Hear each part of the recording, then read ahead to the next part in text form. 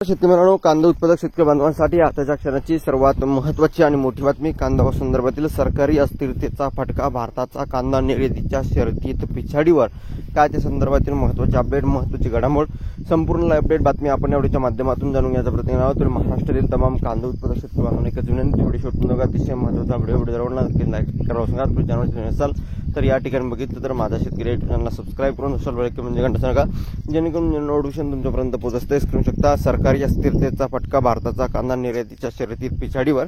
बघू शकता, नाशिक कांदा निर्यातीबाबत केंद्र सरकारच्या अस्थिर धोरणाचा निर्यातीवर विपरीत परिणाम होत आहे. जागतिक बाजारपेठेत भारतीय कांद्यापेक्षा पाकिस्तान आणि चीनच्या कांद्याला जास्त प्रमाणात मागणी असल्याने हॉर्टिकल्चर प्रोड्युसर एक्सपोर्ट असोसिएशनने म्हटले आहे. सरकार अस्थिरतेच्या धोरणाचा परिणाम कांदा लागवडीच्या क्षेत्रावर होऊ शकतो असा अंदाज या क्षेत्रातील तज्ज्ञांनी वर्तविला आहे. हॉर्टिकल्चर प्रोड्युसर एक्सपोर्ट असोसिएशनचे HPA अध्यक्ष अजित शहा यांनी भारतीय कांद्याच्या दरातील असमानता नमूद केली. त्यांच्या मते पाकिस्तानचा कांदा $170 प्रति टन याप्रमाणे पुरवठा केला जातो.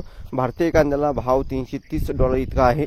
त्यामुळे भारतीय कांद्यापेक्षा पाकिस्तानचा कांद्याला जास्त मागणी आहे.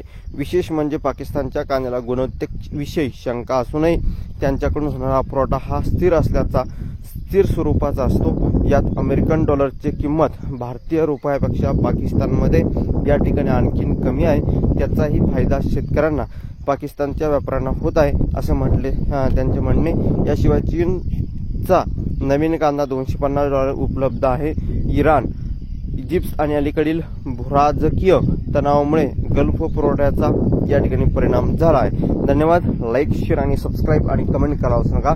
तर भेटूया पुढील व्हिडिओमध्ये अशा एका माहितीपूर्ण कांदा बाजाराचे अपडेट्स. तोपर्यंत इथेच थांबतोय. जे महाराष्ट्र जय. धन्यवाद. लाईक, शेअर आणि सबस्क्राईब आणि कमेंट करा विसरू नका. तर भेटूया पुढे, तोपर्यंत इथेच थांबतोय. जे महाराष्ट्र जय.